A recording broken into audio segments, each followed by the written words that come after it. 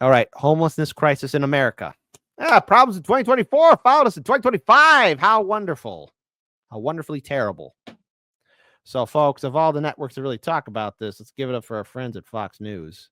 I know, folks. I know. We're going a little bit over time here, but we got to address this because it's becoming a problem in every single major metropolitan city. Let's see how Fox News talks about it. Oh, Fox Business, of all things.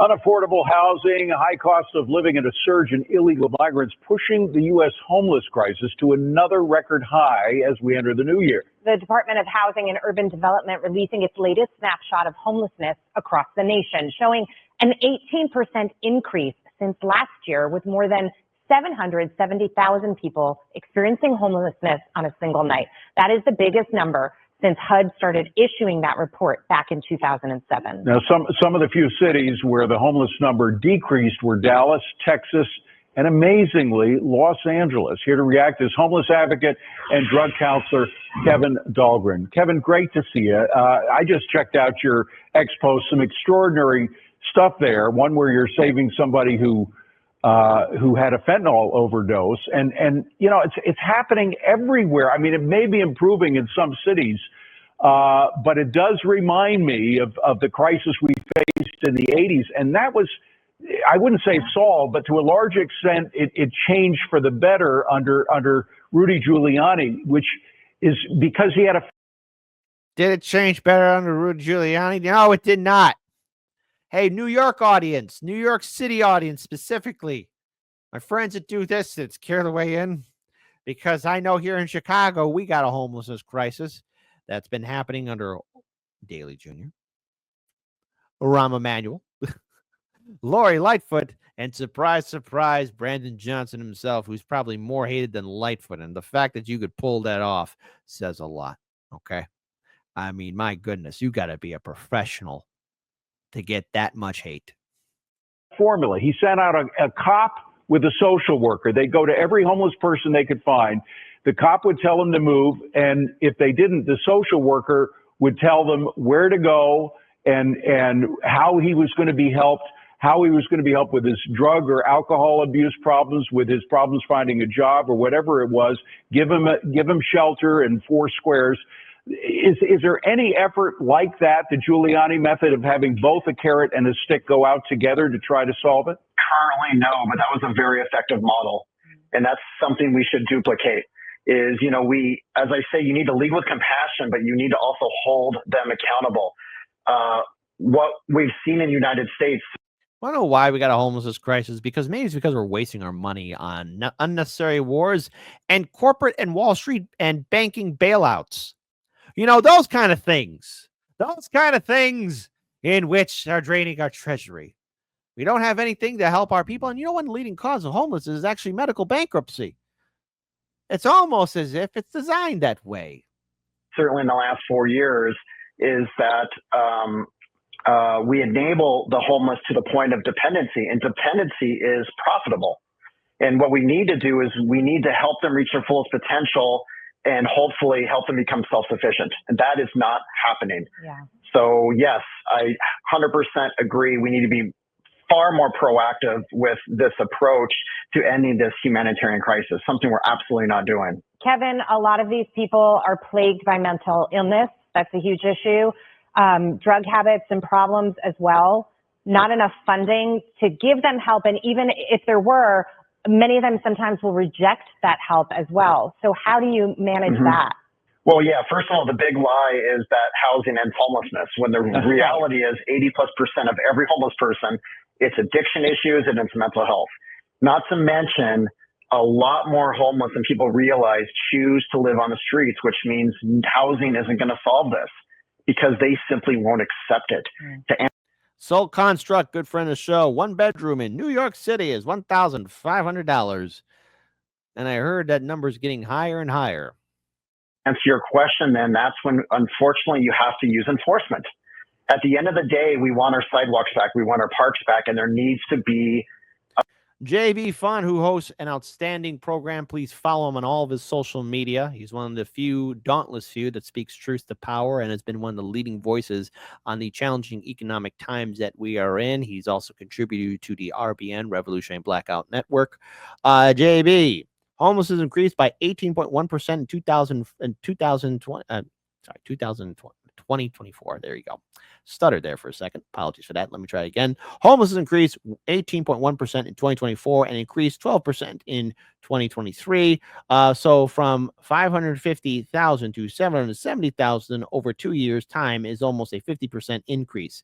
This is deeply unsustainable. I predict another 15% in 2025. The math adds up. I want JB to be wrong. But sadly, because we live in a neoliberal economic nightmare where people not only face economic hardship in 2020, but we also have a rigged system, stock market collapsing, impacting millions upon millions of Americans, small businesses being shut down, the ability to own a home, and also we don't have Medicare for all. These numbers will add up. It's very frightening. One bad day, you could lose it all. One bad day, you lose everything. Richest country in the world. We can't take care of our people. You want to follow up with more great content in regards towards the economic issues and crisis that we are facing, please follow JB Font. He's been consistent throughout all of 2024 and 100% more likely to be consistent again in 2025 because, again, we need to look at these numbers. So shout out to JB for all the work and thank you for that comment. Accountability. And that does not exist in most of the cities I have visited. And that's unfortunate because what I found in my 30 years of doing this is people want to be held responsible. People want rules, but we don't. Herb Green, we have 550,000 homeless here in California alone, and those numbers keep on increasing. Give them the rules in a lot of these sanctuary type cities, such as Portland, Seattle, San Francisco. And I think as the governor of California, for you, it must be like. Credits born. Sorry about that. Majority of homeless are working people. Very true. Very true indeed. By the way, JB, again, follow his work. No, the housing has strings attached to it, and some unhoused choose to stay unhoused out of duress. Some of these advocates are full of shite. I'd love to have you on the show to talk about that, JB. Is your week free? Maybe perhaps Friday we could have you on our Friday show. Let me know. Reach out to me. We'd be more than happy to discuss this issue. I think it would be very important to have this enlightening conversation. Talking to a brick wall because you must tell him and other elected leaders what works and what doesn't. He just continues to open the money floodgates thinking that money's going to solve the problem. Well, look, if money were the solution, we would have already solved it by now. We've poured billions into this. What once was a cause has become this multi-billion-dollar industry. And so I said, what's going to solve this is the right approach. The Giuliani approach was actually very effective because you had a police officer there just in case we need to hold these individuals accountable. We need to let them know that enough is enough, accept help. And that's just simply not happening. Kevin, real quick, and we only have a minute left, but in my experience, at least in New York City, there are two types of homeless people. There are homeless Americans that are struggling, and we've seen them struggling for years. And now there are homeless migrants that have come here as well. So the problem is twofold. The president wants to deport many of the people who have come here illegally, now living on the streets. That's not going to happen overnight. And so I'm just wondering how much that has burdened the system even more. It's significantly. It makes everyone's job 10 times harder because wait lists are through the roof. People are waiting years for housing, people who legitimately want help. And what I'll finish by saying is if there was ever a system in need of the Doge treatment, it would be homeless services. Great. He's bringing up Doge. That's all I need to know about this guy. And I'd be more than happy to invite JB to talk about maybe how some of these advocates, just don't really help out. Also, Torwin, they're making billions off of keeping these people homeless. It's a sick grift. Absolutely. He's not wrong there. But also, I want to pull up something else here, and this is very important here. This is also how people are being used as pawns and how we turn against each other. Now, what the Democrats did with the migrant crisis in sanctuary cities was an absolute disaster. And many people, be they migrants or citizens were hurt because of these policies. And I gave this warning that eventually things are going to change, into which then migrants will also be vilified. There's a reason why we have a migrant crisis. There's a reason why things are bad at the border. There's a reason why people are coming here.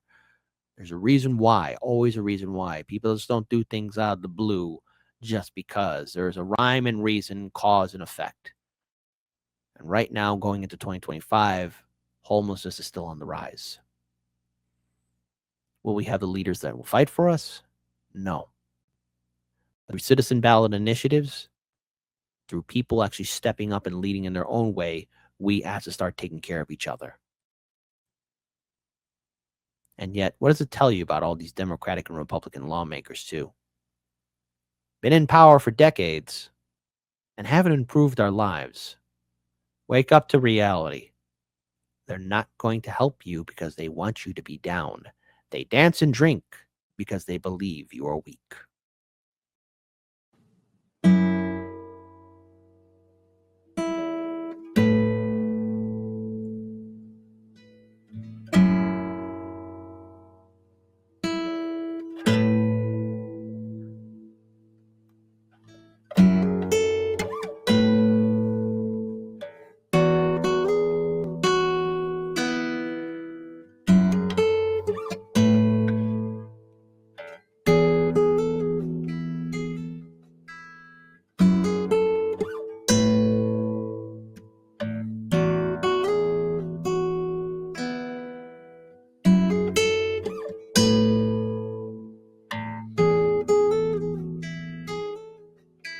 SWAT team took your neighbor today.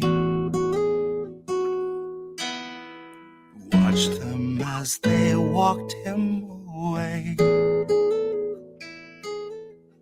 You told yourself extremists come in all different shapes. Met his eyes and lowered your gaze. Is it too late for us to ever change? We are collecting the dust of better days. They're always watching us, but we're never safe. We're not meant to be safe, not meant to escape. We aren't meant to wake.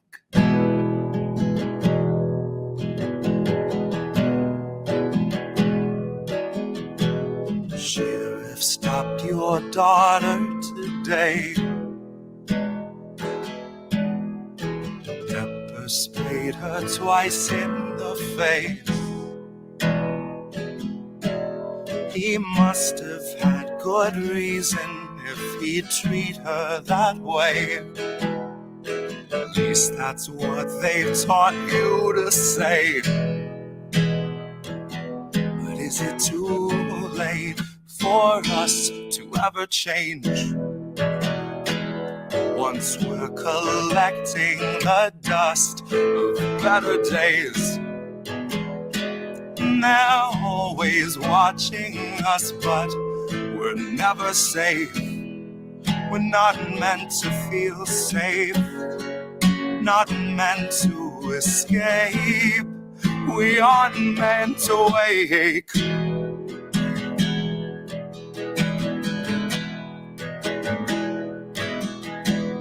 Feds arrived and had you detained. Said you'd made some posts they want changed. Tased you till you felt like you'd forgotten your name, or life before they had you contained. Oh, life before they had you contained.